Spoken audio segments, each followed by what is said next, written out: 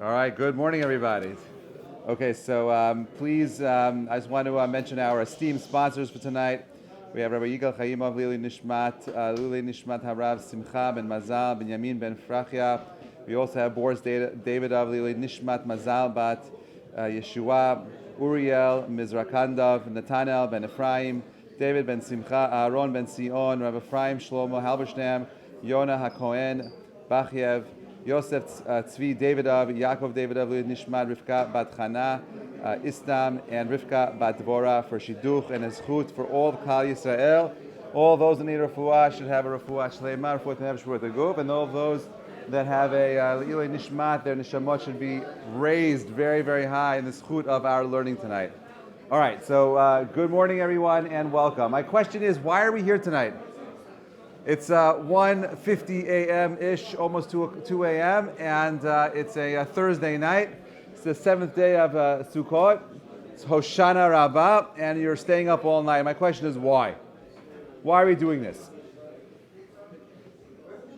And the truth is that in order to answer the question, you have to think of everything that's happened over the last 47 days in a larger picture. That's what I want to do with you tonight. So I just came back from South Africa. I took a group at the beginning, at the end of August, in the beginning of, in the middle of the Zman, we'll say, or towards the end of the Zman, took a group of young professionals to South Africa. And, we went to South Africa, not just for Shidduchim, for the people in the group, but we really went because it says, Melech Besadeh, Hashem is in the field in the month of Elul. And I said, if you want to find God, you got to go out into the field. There's no greater fields than the jungles of Africa. So we went out there, we flew into Cape Town, and we went from there to a place called Kruger National Park. Kruger National Park is a game park. It's massive. It's the size of Belgium. It was actually developed by a guy named Paul Kruger, who was the 5th president of South Africa, and he took this area, closed it off, so that proper Englishmen could come and hunt and kill other animals in the park. That's what Kruger Park was. But Kruger Park is a place we go on game drives. Okay, so we're on a game drive, day one. You get there, and right away, early in the morning, you got to wake up really early. You're out on the drive, you're there at 6 o'clock in the morning, and all the animals are waking up or going to sleep, whichever way. And we're right there the first half hour, and your guide is driving your Jeep. You're on an open Jeep, okay? There's no walls, no windows. You're sitting down, and you're driving, and he says, stop. He stops the Jeep. He says, shh, there's a lion. So we park the Jeep. We're like 5 feet away from a lion, sleeping in the grass, tall grass. And he turns the engine off, and I guess, I see his ear twitching, and the lion gets up, and he's like, roar! He's this big growl in the morning, and you want to beat on your chest because you have all that adrenaline's pumping, because this animal is like 5 feet away from you, and he wants to jump into your open Jeep and eat everyone alive. There's nothing you can do to stop it. So he gets up like a lion, and you're there, and you have this massive experience. It's powerful. You see a lion and you're in awe of it. It's powerful. It's beautiful. And I'm sitting there and I'm thinking about my daughter who's with me, and she's 5. I'm thinking like this thing could just jump in here and just eat my daughter. But there's something beautiful and graceful about watching animals in their natural habitat. Something profound. Something spiritual almost happening in this world of the jungle. We went on a night drive and we see these 2 massive elephants clashing with each other with their tusks, literally, pushing one another, and one pushes another elephant into a tree. The tree falls. This is like crazy stuff happening, and you're in awe of it. You can't stop. It's better than National Geographic. It's mamash amazing, and the whole entire time when you're there, you're just taken in. Hey, what's up? You're just taken in by the beauty of the world and just watching these creatures in their natural habitat. And I was thinking, like, what is it that's so remarkable about seeing these animals in their unique space? And it dawned upon me that the beauty of watching an animal in their natural habitat is there's something special about seeing something that is doing exactly what it's meant to be doing. There's something awe-inspiring about seeing something that is expressing its potential in this world. And that is the paradigm of South Africa. That's what so much of what you see, the land, the beauty, the people, it's very humbling. But it dawned upon me, this first lion we saw was actually very skinny. I have pictures if you want to see it. A very skinny lion. It has some battle scars on its body. It survived some attacks. And the truth is, I was thinking that if I could bring it to my old friend Natan, and to train him, right? This lion, get him on a good protein diet, put him on a treadmill, give him some weights, and this thing could really be like a killing machine. But this one was a little, we say, slobby, very weak, a weak kind of like lion. But the truth is that the lion operates, and all animals operate on one domain. You know what that is? It's called survival.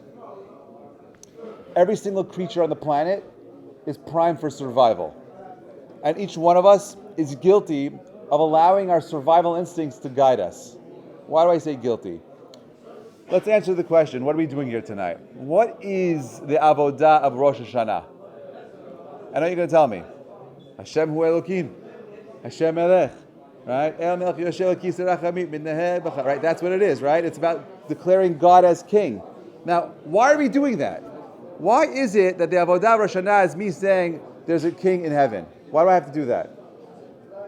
Does Hashem need me to say, you're the man, you're the king of kings, Hashem doesn't need it. You think if an ant comes on the table right now and says, you're really awesome, you look really good today, it's going to make a difference in your life? And the answer is no. Hashem is infinite, He does not need your praise. You need to praise Hashem. My question is why? Why do we need to praise Hashem? And the answer is, for me, is simple. There's two possibilities of this world. Possibility number one is that it's an accident, and all of this is just cosmic accidents happening over and over again. This is a debate I have had often with students on campus. Versus, no, there's actually purpose here. There's something in the universe that's guiding, inspiring. You have a particular mission on this planet. And therefore, I am saying Hashem Melech, Hashem Hu Elokim, to remind myself that there is God, and He put me here for a reason. And therefore, the avodah of Rosh Hashanah is for me to think about, what's the reason? What am I here for? It's for me to reflect a little bit about who I want to be. What do I want this year to look like? Am I just surviving, or am I choosing to live a life of excellence and greatness? That's what Rosh Hashanah is about. It's called Rosh Hashanah, Rav Pincus says, because it's about the Rosh. It's about making choices. It's about thinking. It's about not allowing yourself to be defined by your emotional reaction, your state, your natural state. You have to choose to be something more. Rosh Hashanah is about. Then you have something called Aseret Yemei Teshuvah. You have these 10 days of Teshuvah, and it ends with Yom Kippur. What's the avodah of Yom Kippur?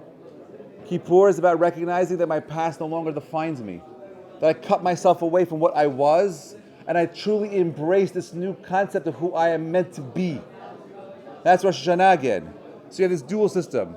By the way, some of the things that I do is I meet with a lot of couples. And sometimes couples get into arguments, silly things. So the first thing I do when I meet with a couple is to figure out do they have a picture of what this relationship looks like when they're not in trouble. Because if they do, I can work with them. And if they don't, I can't help them. The avodah of all growth is first creating a picture in your mind's eye of where you want to be. You don't start with kapara first. That comes later. The avodah Rosh Hashanah is, who do I want to be? Yom Kippur is, I'm not that anymore. Who I was, I want to be something more. I want to evolve. There's an evolution that's happening. I'm growing into something bigger and better. I want more. Great. Then we have 5 days after Yom Kippur, avodah of Sukkot. And it's a machloket. Why is Sukkot over here? We could easily have celebrated Sukkot at Pesach. Right? And we know that Vilna Gaon says, no, it's not so pashut. We lost Anania Kavod, which is a symbol of the Anania Kavod is a symbol of the Sukkah, the Schach. We lost it because of Chet Egel. Moshe comes back at Yom Kippur. Slachti kedvarecha. He forgives us, Hashem. And then 5 days later, Moshe says to the Jewish people, go out. 5 days. He says, go out, get the material for the Mishkan. On the 15th, what happens? Anania Kavod come back. That is now. That's why we're celebrating it now. It still doesn't really explain why here. Because we could have easily have done Pesach and Sukkot together. It makes way more sense. You don't have to clean your house. You move out of your house, you sell your house, you move into your sukkah, you live in your sukkah, and it's all good. You solve all the problems. So all the shalom bayit issues solved right there. But that's not what Hashem wants. If you think about it, the avodah of Rosh Hashanah and Yom Kippur is all cerebral. It's all happening in your head. It's all happening in the mind. I'm thinking about who I want to be. I'm thinking about who I was. I'm letting go. But the process of the mind is very nice. But it's got to be, as we say, it's got to be. You have to make it tachlis. You got to make it real. How to make it real? I got to take these ideas and put in something tangible. Everything you learned about who you want to be and who you are no longer has to be put in something physical in this material world. So Hashem says, go make a sukkah. I want you to meditate on this idea of emunah. I want you to meditate on this idea that you are not defined by the Gashmi world that you live in. That there's a higher connection, a higher purpose. Looking through the cracks of the schach is a reminder that in order to find God in our world, sometimes you got to look close. You got to find those small spots in between those dark spaces. The Chachamim teach us that it's only through the cracks that you can see the light. That it's through the darkness that the light comes. That's the world that we live in.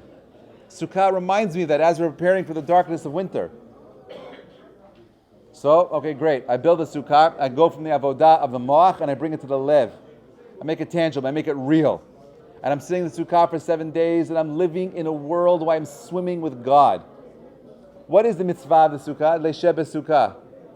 It's not just a yeshiva of sitting.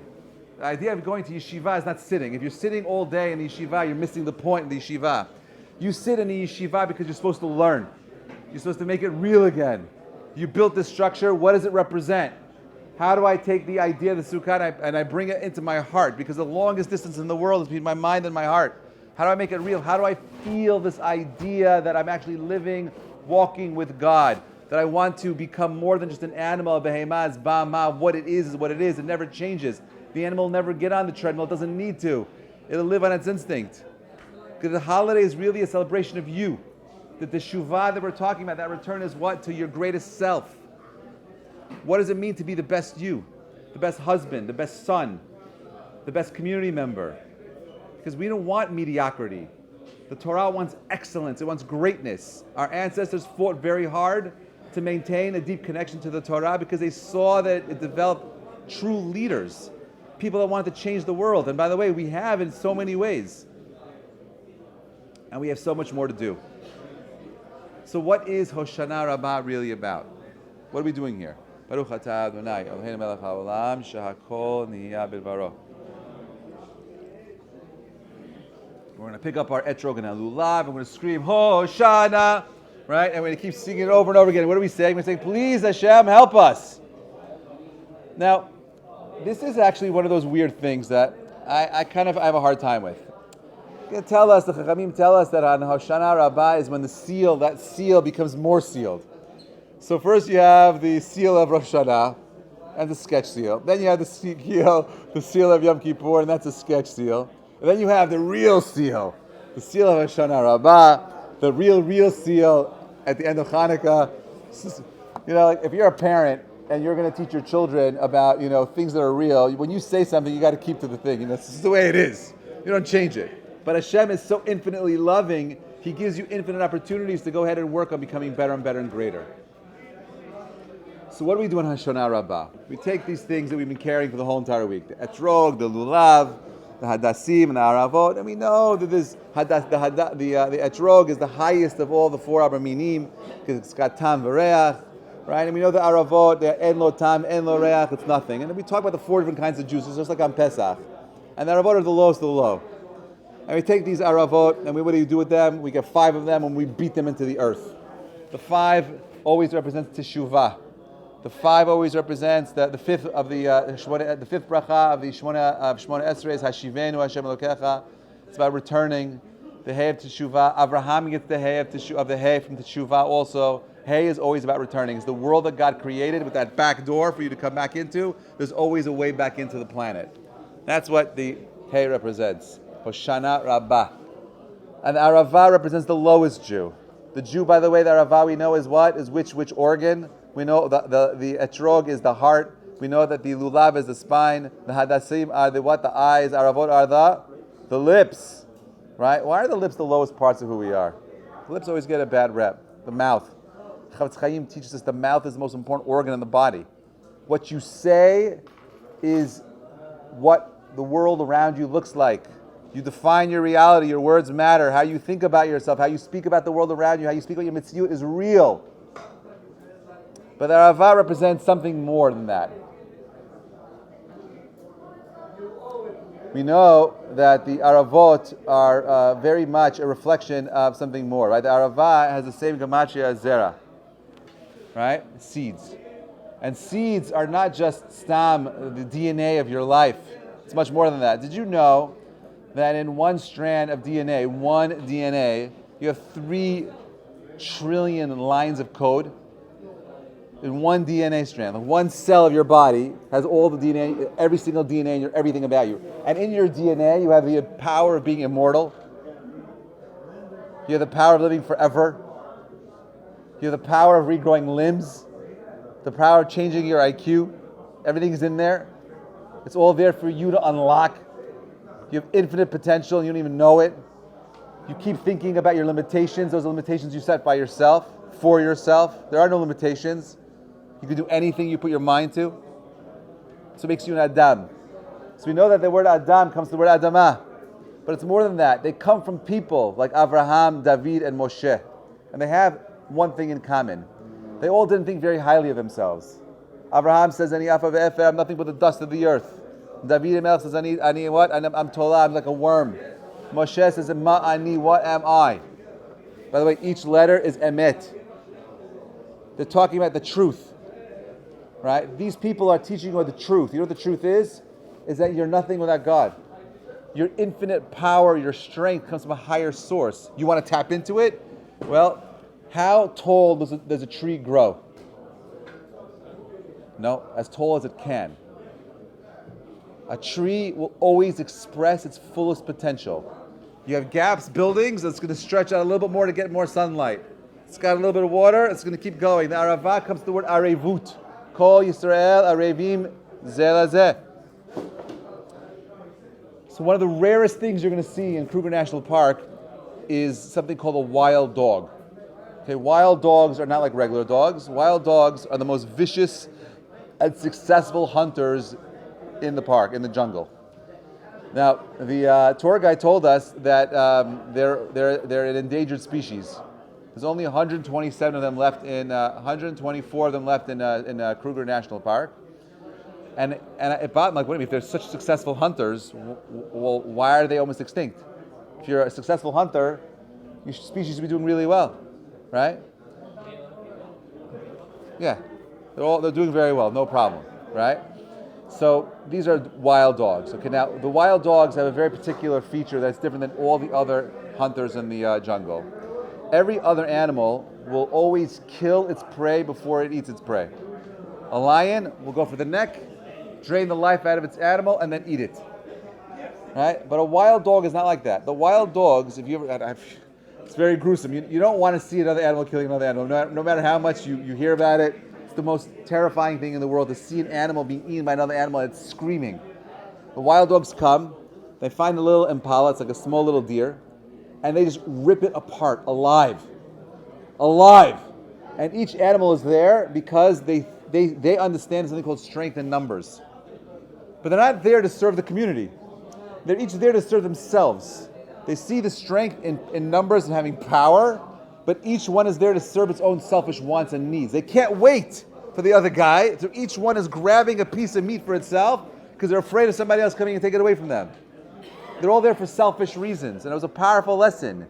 If you're alive to take for yourself, you have no future. No matter how successful you are for now, in the end there will be nothing there for you. The Aravah is the branch that represents something that needs to be connected to water. The Aravot are these branches that are connected to life. The Aravot are always connected to some form of something that is giving to something else. The idea of life, Ma'im Chaim, right? We say the Yam HaMelech is called the what? The dead sea. Why is it called dead? Because it's the only body of water that's only taking water. It does not give to anything else. It only takes. If your whole life becomes a life of taking, you're considered to be dead. You're not alive. You're not alive. There's a similar idea that's expressed by the daughter of Shaul, who was married. I'm blinking on her name right now. Was married to what's her name? Thank you. It was Michal. That's right. It was Michal bat Shaul. We know that when David HaMelech saw the Aron, he came out. He started dancing. He was super excited. And we know that the Navi tells us that she mocked David for dancing like that. And as a result of it, she didn't have any children. Did she die during childbirth? I don't remember how she died, but I know that her curse was that she did not have any children, right? So now we know that the inverse. Imagine what the inverse is like. You have someone who's dancing, right? And you go ahead and you commend them and you praise them for their dancing. You praise them for all the good things they did. What is the schut? What is the schar for this time that we're in right now? What are we really celebrating right now? We're celebrating the potential of man. This last Hoshana Rabbah is not about, hey, just let's beat the Aravot into the earth, right? We go outside, it's got to be on the earth. Why are we beating the earth? We're reminding ourselves about this idea that Rabbah and Zerah, the potential of man. What is the potential of man? The potential of man is about choosing how great you want to be. What do you want the year to look like? Do you want to be the guy that comes home and is angry? Do you want to be the guy that comes home that's always complaining? Do you want to be the guy that's only thinking about what you're taking from the home that you built? Or are you going to be the guy like the Aravah that's always thinking about giving back? What matters most? Your words. How you speak, what you do, how you think about the people around you. You know Moshe Feinstein, at the end of his life, he was too ill to go to Beit Knesset. So they would have a minyan come to his house. So he felt bad for all these guys coming to his house. What do? He would wait outside the door and greet the people. Good morning, thank you for coming. Good morning, thank you for coming. So this was going on for weeks. One day, one guy, didn't down there before, he heard about Rav Moshe Feinstein, a Sephardic guy, comes in and he sees this old man. He didn't know who Rav Moshe was, what he looked like. And he says, hey, good morning. He says, oh, here's $1. He gives it to that guy. He thought he was collecting outside the door of Rav Moshe's house. So Rav Moshe, being the giant that he was, didn't want to embarrass the guy. He came inside, he started collecting money from everybody to make this guy feel like he's did the right thing. You hear stories of the Chavetz Chaim of being at a meal where some guy spilled a little bit of grape juice on his shirt and he spills it on purpose. These are big people. Because Moshe, David, Abraham are all individuals that understand that the humility is where greatness comes from. But you can't be great. A nevut doesn't mean just being small. The Rabbah is beat it into the earth. But I'm not beating it to the earth to break it. I'm beating it to the earth to remind myself, my friend, wake up. This is the time. This is the year. This is going to be the year you break out and become something more. One of my Rebbeim, Rav Lawrence Kelman, was standing at a bus stop with Rav Volby. And they're standing there in Har Nof. If you've been to Har Nof, you know the beautiful views of Har Nof. The sun was setting. And they're standing at this bus stop, and there's a little valley there. And they're seeing these birds dipping down into the valley, opening their wings in the heat, lifting them up like an elevator. And they keep playing this game, going down and up, down and up, down and up. So Rav Kelman turns to Rav Volby, he says, psh, look at this. Look how beautiful the world that Hashem created. It's amazing. Niflot haboreh. Rav Volby looks back at Rav Kelman and says, if you did what you were supposed to be doing in this world, when people would look at you, they'd also say, psht. Beauty comes from you doing what you're meant to be doing on this planet. Hoshana Rabbah, my friends, the last chance. This is the avodah of this time of the year. You're going to get too distracted with the darkness of winter. There's some vestiges of light out in the world right now. In the sukkah, you're still there if you still have time. Simchat Torah, the idea of dancing, b'simcha, of taking everything that you had in the whole entire 47 days, 48 days, this whole time, this avodah of recognizing I want to be more, I want to be great. I'm going to go out, I'm going to dance. You cannot have a connection to God if you're depressed. You can't build, you can't create if you're unhappy. There's no nevuah if you're sad. You got to be b'simcha. Where does this is called Zman Simchatenu. Why? How could you not be happy knowing you're doing what you're going to be doing? There's no greater simcha than living a life of you fulfilling your full potential. Limud Torah is a constant reminder that I am doing what I'm supposed to be doing. I wake up every morning, I have an opportunity to pray to God. I have an opportunity to remind myself that I have infinite potential. What do you want this year to look like? What do you want the world to look like? Or do you want to be like a wild dog and you're only thinking about you're taking from the planet? You could choose that and you'll be fed, but no, there's no future for you, my friends. There's no future for a world where people are only thinking about themselves. One of the other things I learned in the jungles of Africa was that in Afrikaans, the way you say good morning is Botswana, right? Botswana literally translates as I see you. I see you, not just hello and walk away. I see you. Good morning. I see you. I see you. I recognize that you're a human being. You're an Adam. I see you. And I thought it was so beautiful because why? Because the halakha works like this. In the morning, what's the earliest time you can start praying? So you can recognize somebody. The time of the day, with enough light, you can recognize somebody. Why? Why? Because Hashem wants you to see another human being before you start talking to him. Arevut. Kol Yisrael Arevim Zeh Lazeh. We, my friends, are interconnected. It's not, you can't be alone and thinking about taking. You want greatness? Fine. Rabbi, it's too much for me to go ahead and be great. I'm too distracted. You can't do it by yourself. Be part of a knesset. Be part of a kehillah. Come to yeshiva. Yeshiva Ohel Simcha. It's a yeshiva, a tent of happiness. Why? It's a tent of happiness because when you're doing what you're supposed to be doing, you're b'simcha. Not only you b'simcha, the people around you are b'simcha. Hoshana Rabbah is taking the aravot and banging it into the floor one last time. Hashem, give me the power. Hashem, tiftach, open my lips. Let me find the right words to articulate what it means to be the best me. And then give me the strength to do that. Allow me to have the simcha of this world. You want the best parts of this life? You got to fight for it. You want to be on survival mode? Be on survival mode, you'll get by. You'll get by resting in your natural talents. That's on you. Hashem doesn't want you to survive. He wants you to thrive. He wants you to have a world of galut, a world of greatness. But the only way that's going to happen is if you choose it. You have to have a picture in your mind's eye what it means to be the best version of you. And when you do that, you're unstoppable. You know what the greatest stumbling block is? It's you. There is no stumbling block. That's what the Sukkah reminds me of.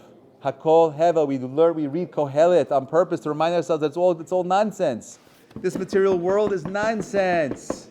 There's something bigger, it's real, there's a bigger picture here, and it all depends on what you turn this world into. It could be a world of constant darkness and sadness, or a world of simcha where every single moment is a unique opportunity to do chesed, to do good. This Hoshana Rabbah, my friends, we're gonna stand there, we're asking Hashem to save us. You know from whom? From ourselves. From you. So you can do teshuvah, to return to whom? To what you're meant to be. You are a nuclear power plant of spiritual potential. Endless, infinite potential. Do whatever you want. You want Shalom Bayit? Are you willing to fight for Shalom Bayit? You want a good shidduch? Are you willing to fight for a good shidduch? You want great kids? Are you willing to fight to have great kids? Because it doesn't come naturally. You know what the natural is? You leave me alone. I come home, give me my newspaper. Don't talk to me. I need my space. That's not the world I want to live in. The world I live in is a world where I recognize that any good that I have, A, comes from God, and B, comes from me choosing to fight for it. Hoshana Rabbah is a battle cry. Hoshana, you're screaming it out loud, like a battle cry, because I want more. I don't want to settle for less. It's your choice. You choose. You choose what the world looks like. I'm going to end with giving you all a bracha. I'm sorry, it's a long night. I have other engagements. I'm going to end you with a bracha tonight, okay? The real simcha of life is knowing that you lived a life that is aligned with your soul's purpose. You don't know what your soul's purpose is? It's okay. It's okay. Hoshana Rabbah is a reminder that no matter how low you are, the lowest, en lo tam, en lo reach, that's okay. Because nothing is me anyway. It's all Hashem. I'm okay. I'm missing all these things. I need all these things. No, you're okay. Don't worry about it. You're good. My bracha to you is that you recognize that you have a purpose in this world. That the reason why you're here right now and there's no one using a shovel to throw dirt on your chest is because you have a very, very, very real mission in this world. You keep thinking about impossible, but the word impossible has the words I'm possible. It's all there. There's nothing in your way. Hashem should bless you with the ability to recognize that you have a unique mission that only you can accomplish and nobody else. He should help you recognize that you are a luminous being with infinite potential. That your simcha is dependent on your ability to choose to want to live, not of survival, of greatness. May this year be the year where all of the things that you want become your reality, but with the recognition that in order for that reality to be your reality, you got to fight for that reality. Wishing you all a Tiskul Shanim Rabot Nimot Tovot. This should be a year of simcha and bracha. Thank you so much, everybody, for staying up so late. Tiskul Mitzvot. That was exactly 30 minutes.